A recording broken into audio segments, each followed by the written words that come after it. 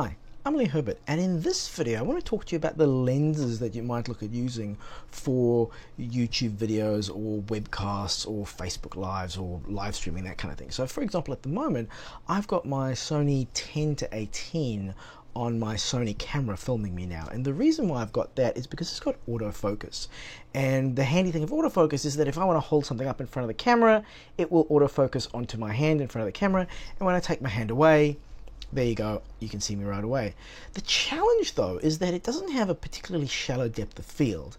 Shallow depth of field is when you make the background blurry, and the reason why the shallow depth of field isn't that blurry on this lens is that it's only an f4. So if you want a shallow depth of field, you want a much bigger aperture, so like a 1.2 or 2.0 or 2.8, what have you. So let me just change lenses and show you another option. Ta-da! You're now looking at me on my 25mm SLR Magic Micro Prime on my Sony camera. It's a T1.3, which means you can get this much cooler, more out of focus background, which is called bokeh, or it's a shallow depth of field. So I think it looks a lot nicer.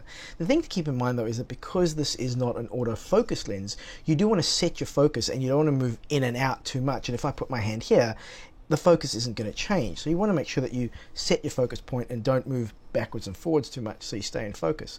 But having said that, I do think the background behind me looks a lot better on this lens than it does on the previous lens.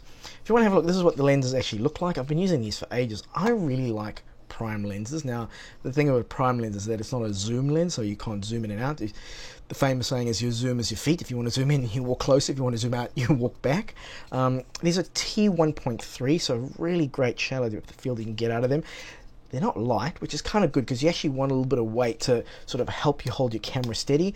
What I like about the focus ring here is that it gives a bit of resistance. You don't want the focus ring to be too loose. So for example, this is the Sony wide lens with the autofocus, and actually this one's not too bad. It does give a bit of resistance, but I've got a lot of other sort of automatic lenses where it's an electronic focus and it just, it just flicks around. So if you're trying to focus on something, you go and you go too far, and, oh no, I've missed it, now I've got to go back.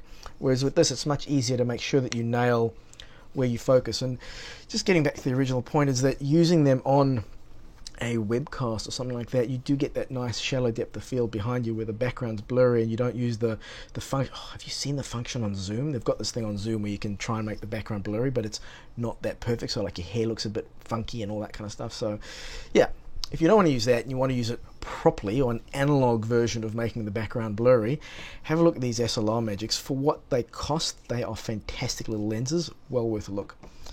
That is this little video. I just want to talk about that just to give you an idea of something you can do to make your videos look a bit more poppy. And yeah, be sure to subscribe. That you definitely have to do in terms of liking. If you liked it, like it. If you didn't like it, be constructive, but let me know. And yeah, we'll catch you next time.